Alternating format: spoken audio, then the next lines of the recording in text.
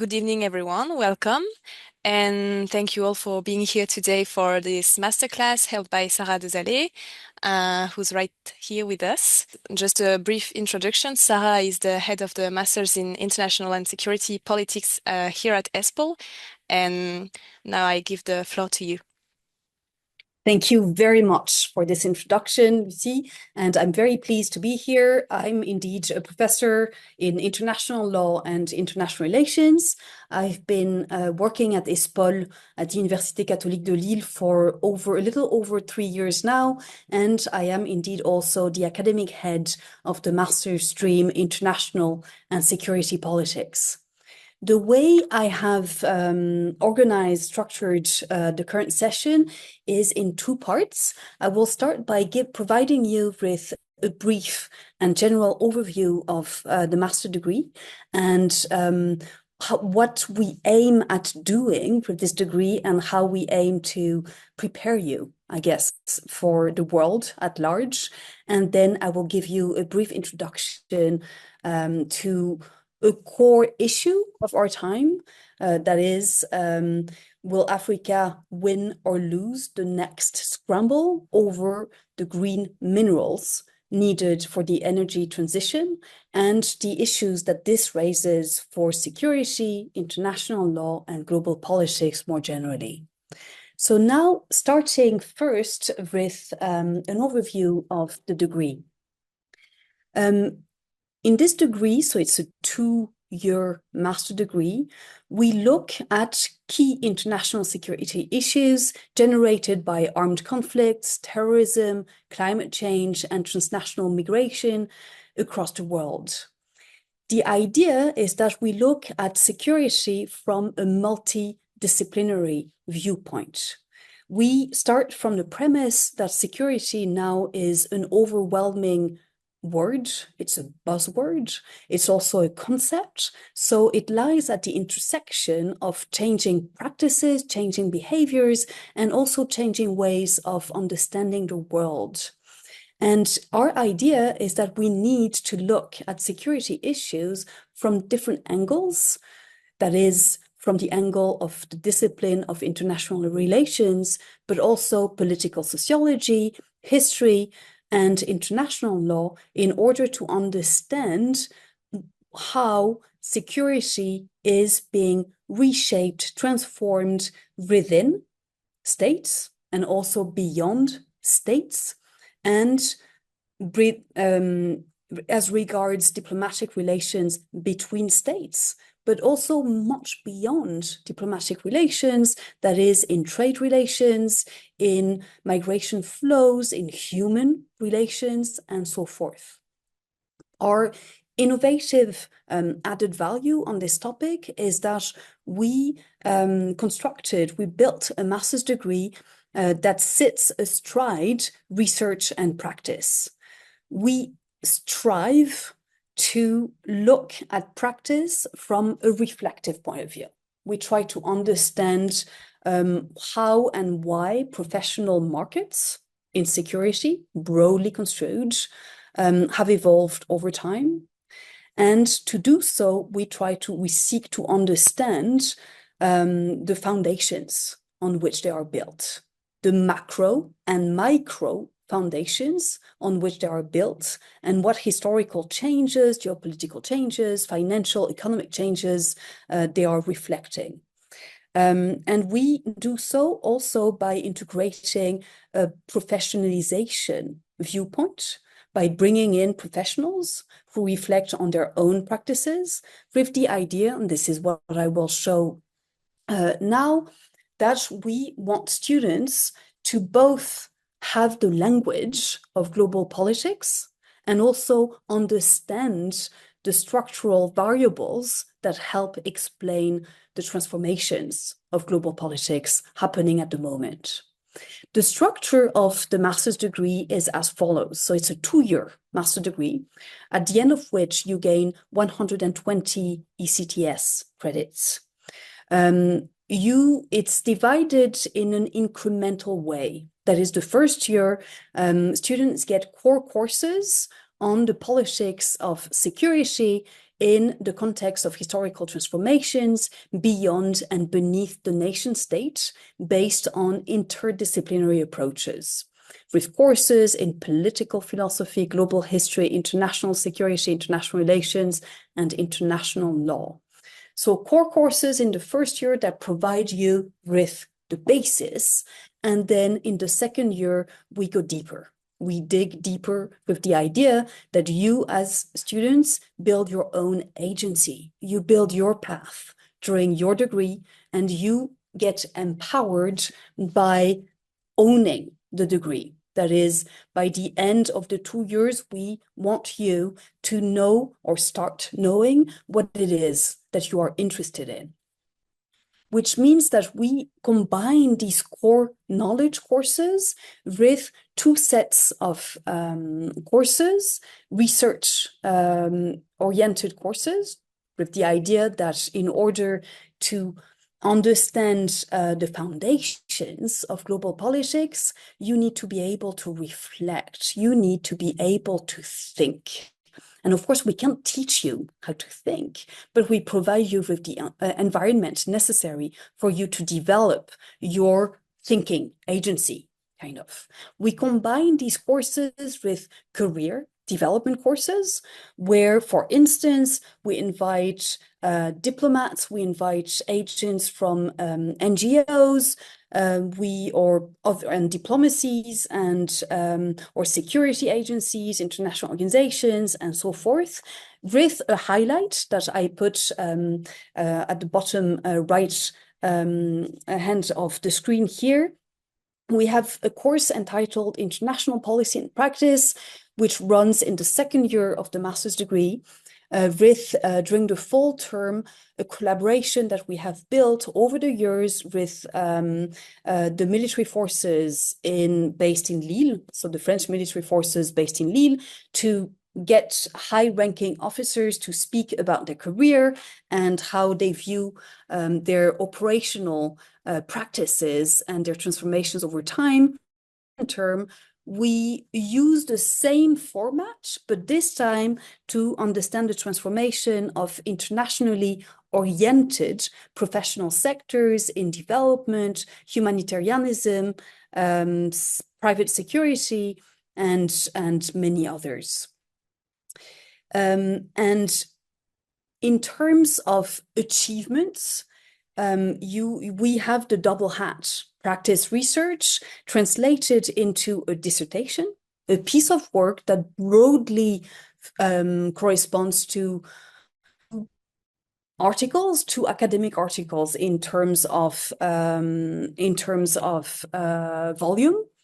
And it's something that you start preparing during the first year, and you complete during the second year. For a lot of students, it's based on empirical research that can be qualitative or quantitative. For some students, it's more political philosophy. In any case, for all students, you prepare a piece of work under the supervision of a main supervisor. You're also read by a second reader, and you defend your work. It's your opportunity to choose a topic that makes your heart beat and to work on it for a number of months and to defend it. To defend it in front of an audience made up of your main supervisor and your second reader. And the second part of this double-hatted degree is that you complete an internship of 4 consecutive months minimum, to get a hold and a foot in the professional world. Sorry, because I'm trying to shift. Voilà. So consider this master's degree as an intellectual Swiss Army knife. You've seen a Swiss Army knife. You can open it in many ways, and it gets you to peel an apple, or to use it as a screwdriver, or to do many things. By which I mean that it's a master's degree that enables you and pushes you and fosters and accompanies you to acquire high-level analytical skills. that is strategic analysis, systems thinking, risk and threat assessment, scenario building, and foresight. You also build research and epistemic skills, that is advanced qualitative and quantitative research methods, source evaluation, theory practice integration. You also build skills that are usually undervalued, interdisciplinary translation skills, that is conceptual translation, normative reasoning. Interdisciplinarity is a skill in and of itself. It means basically being the one that enables other people not to be lost in translation. It means acquiring the intellectual capacity to be a go-between between different professional worlds, between different epistemic worlds. You also build applied problem-solving skills, that is policy analysis and design, decision-making under pressure, stakeholder mapping and negotiation, and crisis analysis. And of course, it's logic, it's not logic. Sorry for the spelling mistake. You also build communication and synthesis skills, that is condensed analytical writing, professional oral briefing, argumentation. And lastly, but not the least, you build meta skills, intellectual humility, learning basically to learn when to recognize that you don't know something, because the main skill here is to learn how to find information and how to develop knowledge in fields that you don't know anything about. And this requires critical self-reflexivity, ethical judgment in ambiguous environments. Oh, same again. Oh, sorry. How you can use those skills. The skills you acquire during the 2 years are extremely transferable. That's the idea. We don't teach you a job. We provide you with skills that you can apply in such a way as to carve out your own professional and intellectual niche, your own market. We start, remember, from the premise that we live in a highly volatile environment. So what we want is for you to be ready and also to have the capacities to not only adapt, but also forge your own path in an independent, self-reflexive way. So those skills are very transferable, but not in the obvious plug and play way. And that's actually their strength.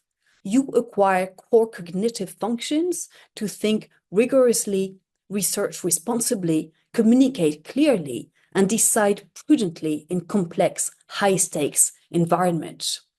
To give you an example, what you can do when you acquire complex systems analytical skills. It travels well because every serious organization deals with interdependent variables, uncertainty, and trade-offs. When you know how to assess risk under uncertainty, you become an asset for organizations and sectors where it is fundamental to have this skill, including in policy, business strategy, finance, climate, and tech governance. When you learn how to synthesize messy information, that's a universally scarce skill in high-level roles. And finally, you learn how to advise decision makers. Imagine, for instance, when we asked you to prepare a policy brief, that is a piece of information that is synthetic, that is very well informed, and that you write for a specific audience because you want to influence them, but you also want to help them. You want to advise them. You want to change their behavior. And this is the kind of skill that you'll get and you will be able to apply in consulting, management, public administration, and NGOs. It's doing the same thing. So what you can do after the master degree with all this?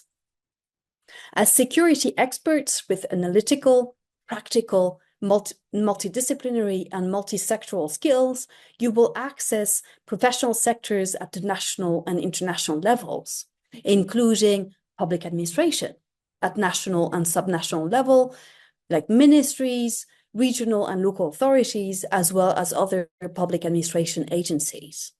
You can also access international and regional organizations. For example, the European Union, the OECD, or the European Environmental Agency. Or you can work for national and international NGOs, think tanks, trade unions, interest groups, and lobbies. Or again, national and multinational corporations. And finally, you can have access to an academic career. We prepare students for applications to a doctoral contract and PhD programs in order to pursue an academic career, or for those who elect to do so, to prepare a PhD in order to have access to professional sectors that now require a PhD. Now, I wanted to give you an example briefly of how we integrate this interdisciplinary outlook on ongoing and current global issues by giving you a glimpse of my own research. I myself, I'm double-hatted. I have a background in law and international law more specifically, and political science. I'm also a former judge at the French National Court for Asylum. So I have this double-hatted way of being positioned astride research and practice. I've been working for a number of years on an issue that is already and promises to be potentially extremely violent in the coming years. The race for scarce resources, precisely those scarce resources that are fueling the so-called green transition. You all have something that resembles this. Probably most of you have something that resembles a smartphone. And you probably all know that some of the components of your smartphone are necessary to build what is called an e-lithium battery. Those are supposed to be the batteries of the future because they do not use, or supposedly so, do not use carbon energy. Those batteries are made up of three actually main components. There's lithium, that's the main component, which you can find mostly in Latin America, but also in Africa. There are rare earth elements that you can find mostly in China, but also in Africa. And finally, there is cobalt. Cobalt is a green gold. It's part of copper, and it's a component of nickel. It can also be extracted individually. It's extremely difficult to extract, but it's found mostly in one region, and actually more specifically in one country only, that is the Democratic Republic of Congo. Now, the rush for the green minerals, so-called green minerals fueling the green transition, is fostering what some commentators have dubbed a new scramble for Africa, following the scramble of the 19th century and following the scramble of the Cold War, when Africa was basically a playing ground for proxy wars between the East and the West. The ongoing rush for Africa is supposedly, at least according to a newspaper like The Economist, that often hails as the world's Cassandra, at least for liberal and leaning audiences. For The Economist, it's a more benign rush, because there is so much competition that leaders across the African continent do not have to lean on their former imperial colonizers, but they can pick and choose. They can pick and choose, for instance, between China, the US, and European countries.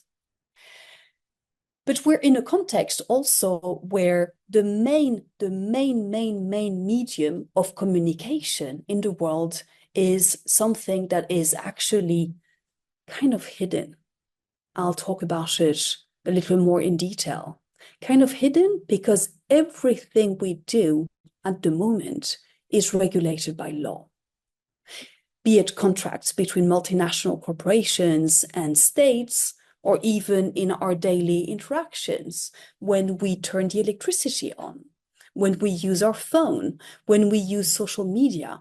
We are in a legal world because we are embedded in contractual relations that are shaping what are called global value chains. The question then that I ask here is, the green transition promises a cleaner world, but will it also reproduce old patterns of inequality?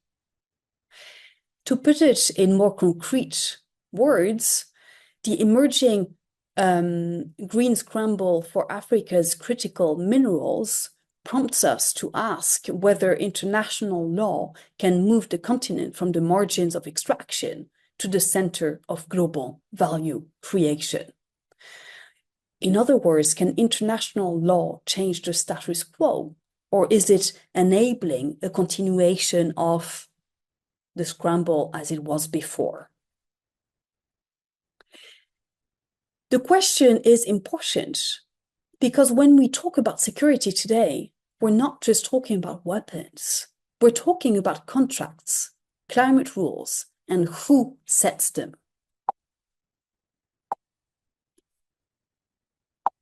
Oops. Doesn't want to change the voilà. Solar panels, wind turbines, electric cars, all of them depend on resources and decisions that disproportionately involve Africa. But the outcomes of that transition depend less on geology than on law. So who do you think writes those rules, and who has to live with them? Unfortunately, there is no easy answer to that question. In her formidable TED Talk, the writer, she's Nigerian and American, Chimamanda Adichie. The writer Adichie then said there is a danger to single stories. Single stories, as she puts it, single stories create stereotypes.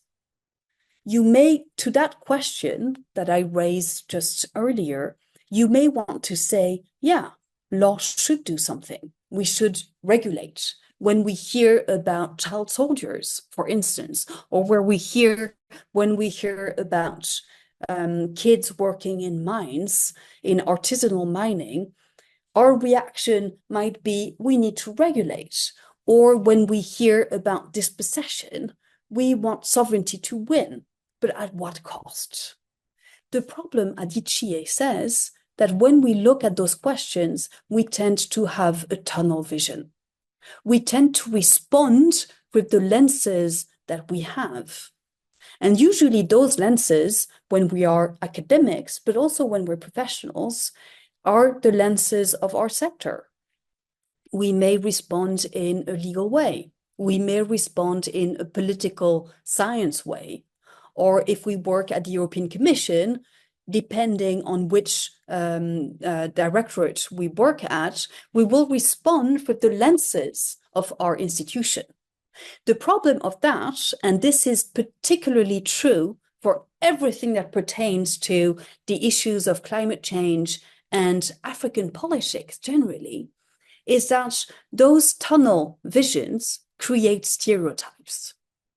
And the problem with stereotypes is not that they're untrue, it's that they create single stories.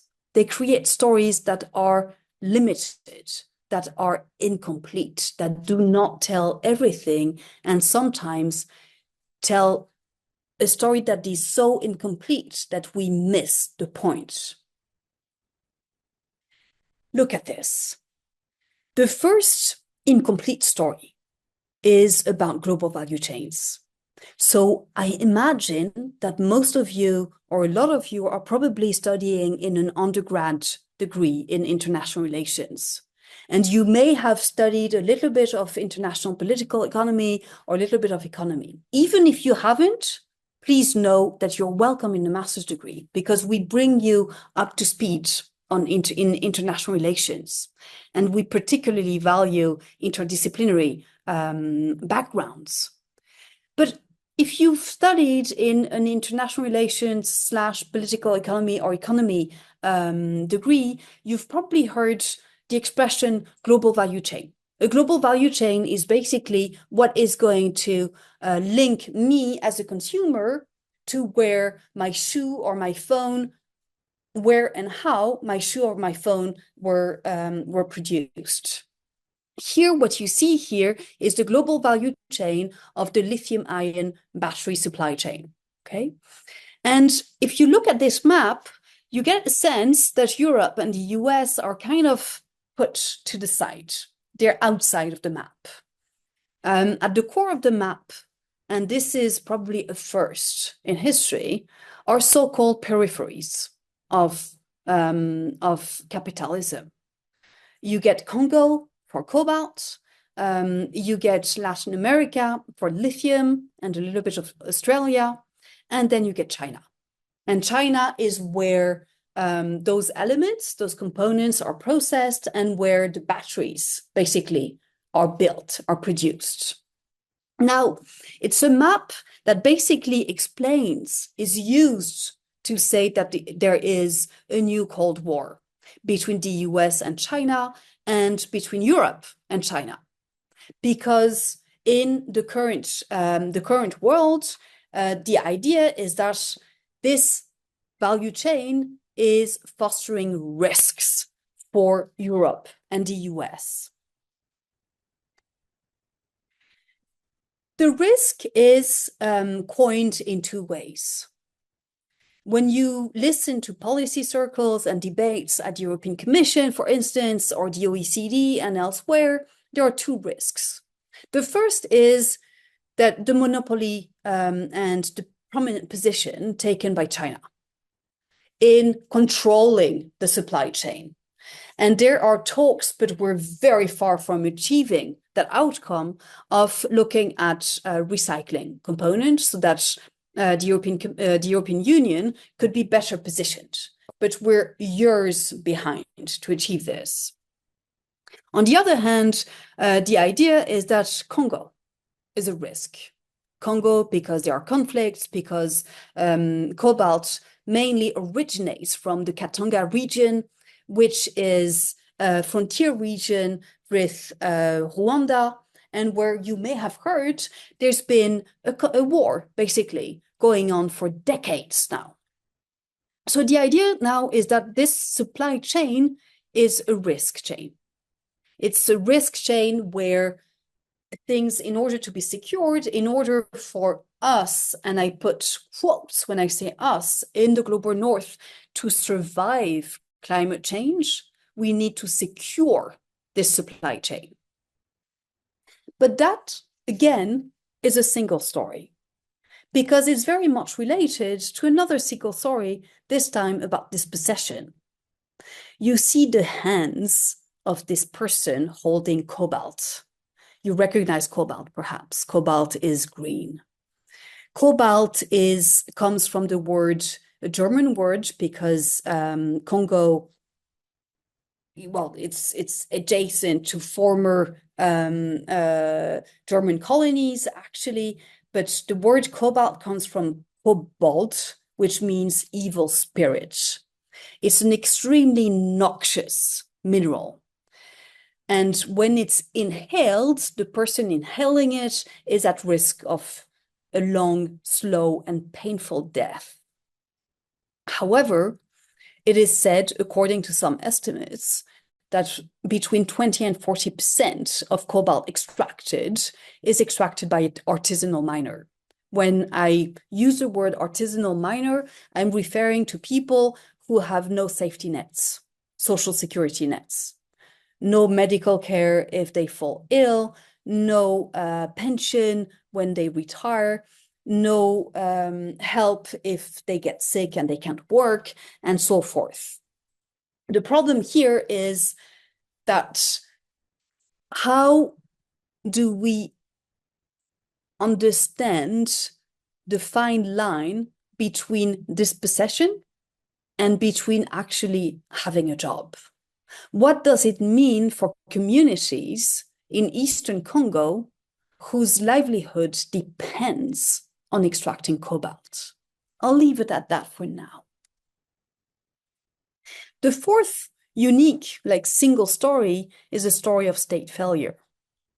What you see on the picture is the usual image that we have of corruption, tax havens. This idea, and it's a narrative that's used by the International Monetary Fund every single year to say that if global South countries, particularly those that are rich in natural resources, fail to develop, if they fail to break the vicious circle of what is called in policy circles, the resource curse, that is, they're rich in natural resources, but they remain poor and their population remains poor. So if they fail to break that circle, that vicious circle, it's because there is corruption, and it's because they fail to properly tax multinational corporations. The idea here is that there is too much tax evasion, money basically that goes to tax havens. The problem with that narrative, again, is that it's a stereotype. We are in a context where a lot of money, if not most money, flows to tax havens that are actually neighbor tax havens. Neighbor tax havens because they're within the EU or they're in the US, or meaning that we are in a context where a lot of what the so-called onshore economy is actually offshore.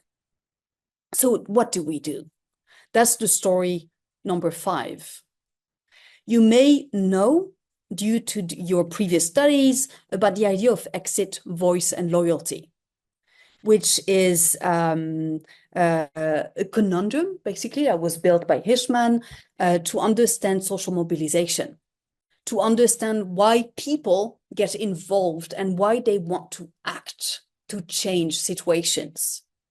Here you see that I've kind of slashed voice and loyalty to look at exit. Because what do you do? Do you continue scrolling on your phone? What difference does it make if you want to change the situation? And where do you change it? At what level? Do you look at tax havens? Do you look at the hands of the person mining and under their house to find cobalt?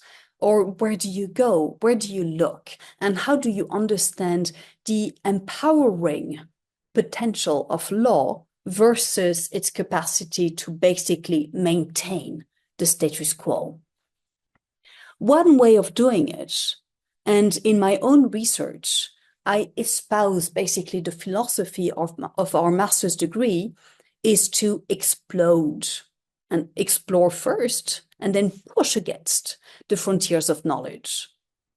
By embracing the idea that we live in a world where the geography of extraction goes way beyond the mine.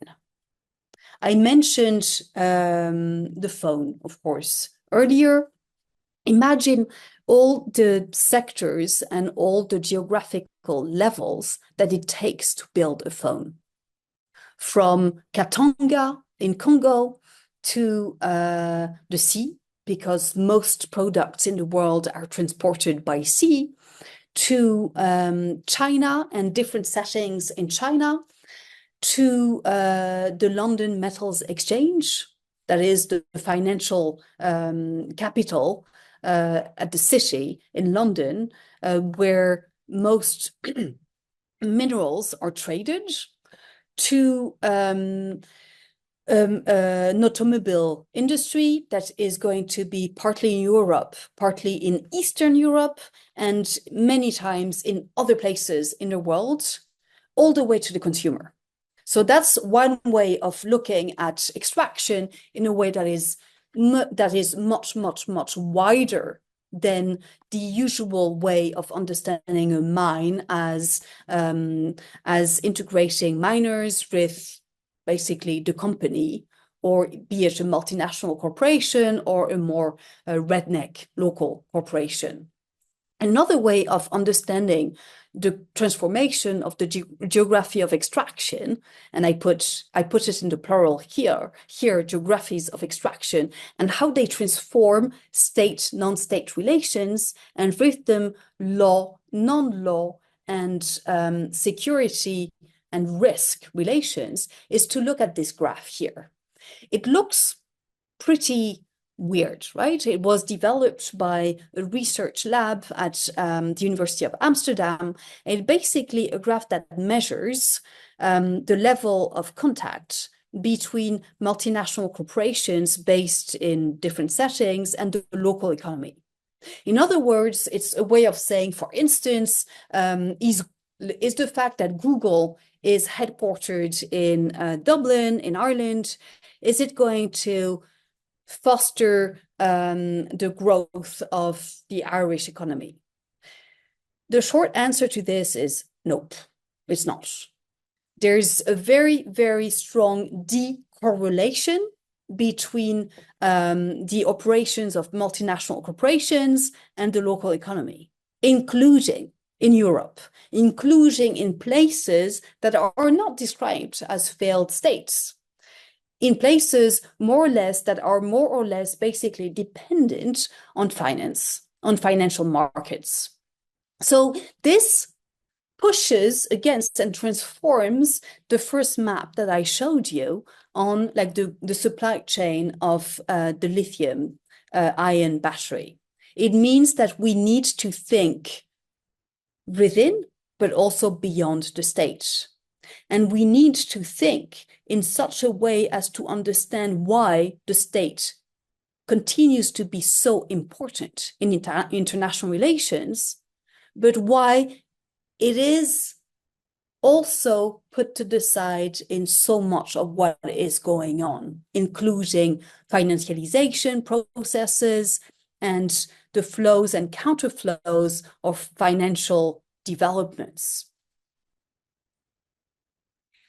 One way of responding is to say history matters. There is a way with history of repeating itself. But of course, repetition is not exact. It's not history, and its development is not exact science. We're talking rather of revivals. We're looking at developments that resemble a lot at the moment transformations of the previous century. And when I say the previous century is because of my generation, I'm thinking of the 19th century.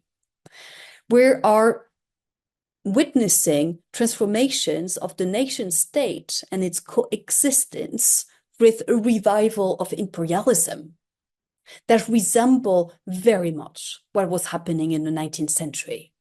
What can we learn of the past? And how can we learn of the past? There are many ways to do so, but history and history scholarship is useful here because it shows us that the future is never a total invention.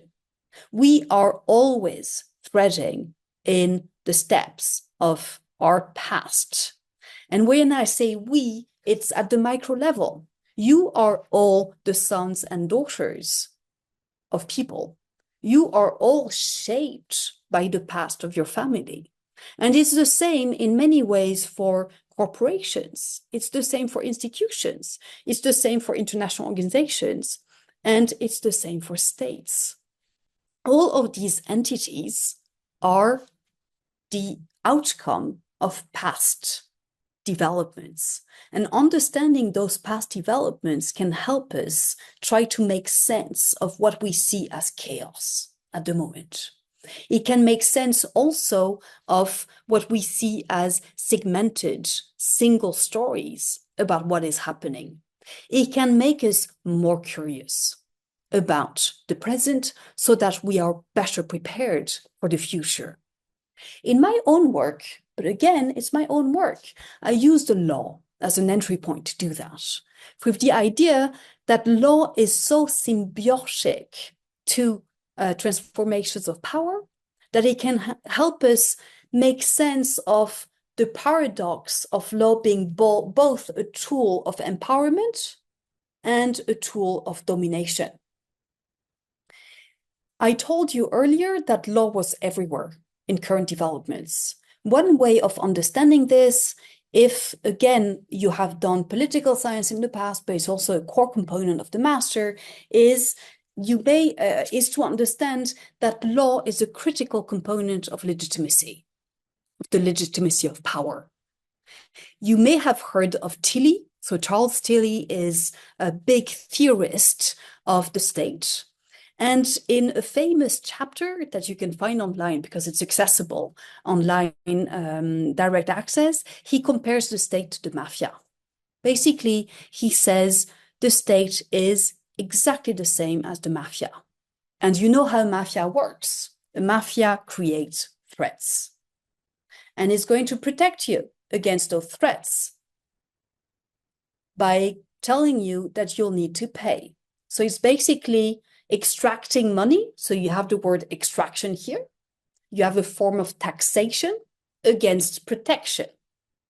So for Tilly, it's the business of protection, or what he calls the protection racket.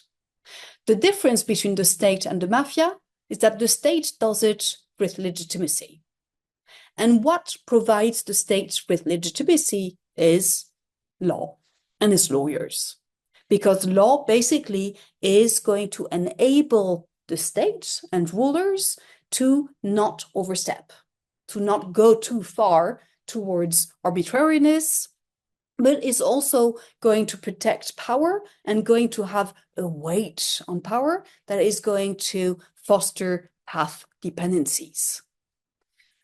By which I mean, imagine that you are a multinational corporation and you want to do business in Guinea or in Mali.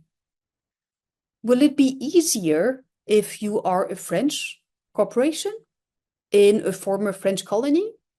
Or will it be easier if you are not a French corporation at the moment in Mali when we are in a context that we could describe as a second independence, a breakaway from the ties of the France-Afrique? By this, I mean, when I talk about the France-Afrique, it's the social networks linking France to its former colonies that have been derided. They've been criticized as sulfurous, involving levels of corruption, involving shadow networks. But the France-Afrique is also a system whereby sociabilization patterns were built over time between people who knew each other, because there was a reciprocal assimilation of elites between France and its former colonies. And here I'm using an expression of Jean-François Bayard, who is a well-known Africanist, so African studies specialist. So if you're foreign to those ties, it will be more difficult for you. But if you're in a setting where there is a revolution, a change, a transformation, it might be easier for you not to be French anymore. By which I mean, law is going to be a fantastic entry point to understand how those social ties are glued, how they produce symbolic value themselves. So I'm switching here from global value chains as financial and material towards the symbolics of those value chains. When and at what moment do we figure out that there's an exchange of money, like a financial flow that's actually illegal? When and how do we figure out that a state is acting like a corporation or is acting like a public entity? When and how do we figure out whether a population is being dispossessed, even though the sovereignty of the state is being upheld? And this is where law is going to help. And all of this, basically, to bring me to the conclusion of this masterclass, where I'd like to recall the words of a French political scientist called Marc Lazare, who said that in the current environment, in the current context, it's as if we all needed to be seismologists. We need to be curious. A seismologist is someone who is going to need to anticipate when there is going to be an earthquake. It's someone who needs to know where to look, but who also needs to look widely and to question borders. This is what we hope for our students, because we want you to be prepared for a world that looks chaotic, that is in many ways chaotic, but the best way to be prepared is to embrace chaos in a way, to make it your job to understand it, and to make it your job to be curious and to question borders. Thank you very much. Thank you very much, Sarah. We have two questions I see in the chat. So the first one is, to what extent do the principles such as nonviolence, social justice, and ecological sustainability are discussed in this program linked to international security issues? So thank you very much for this question. So they are very much discussed because they're part, like we look at security issues beyond the sphere of the military. So to give you a concrete example, there is a course that I teach, for instance, called Global Justice, where I revisit the concept and the practice of justice from the viewpoint of different critical issues that are pushing the boundaries of international law and pushing also the way we think about how justice should be fathomed, how it should be sustained, and how it should be delivered.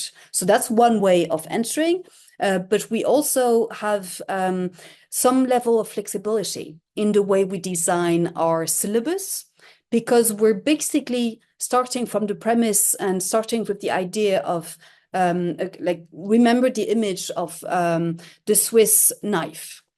Like, we want you to get critical core skills, like intellectual skills, through a panache, through a different set of core courses and other courses that can change from year to year, depending on what's going on in the world at large, and depending on what our students want to do. So we adapt a lot to the context and to demand. Okay, thank you. And then there's another question, which is, how big is the part of area studies? So that's a great question again. So we seek to balance out area studies and what we could call generalist IOR and interdisciplinary security studies in two ways.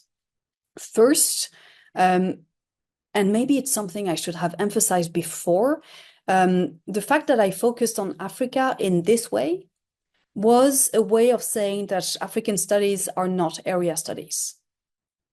So we seek to move from the viewpoint of area studies to say, actually, what's happening on the African continent right now is critical for the rest of the world.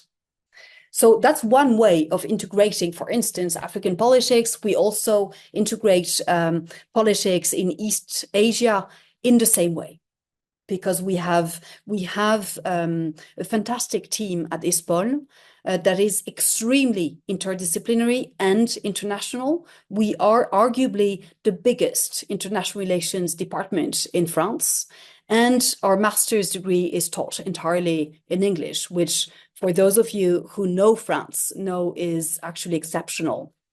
So we have resources within the team that are what you call area studies, because we have, like, I've become a specialist of the African South. I have a colleague who is a specialist of East Asia. We also have a specialist of Middle East and so forth. But we integrate those like area specialization in more problematized and, let's say, like thematic courses. And we also have courses that are entirely focused on areas. But those courses are more like specialization courses. You might remember that earlier I said that in the first year, we want you to acquire critical intellectual skills, but gradually you're also forging your own path. And this is through more specialized elective courses. Okay, thank you very much. Thank you And very thank you, much. Sarah.